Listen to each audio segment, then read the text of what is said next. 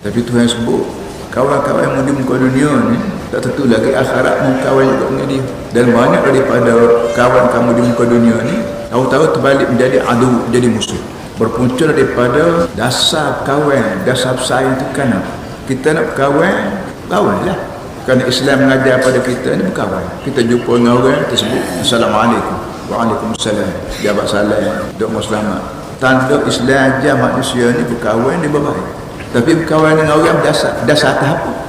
Nak kecek duit dia ke, nak tupai tenaga dia ke, kerana keluarga ke, katalah apa saja pun. Tapi mu kena ingat, kawan-kawan mu atas dunia tidak mesti sampai pada akhirat pun kawan juga.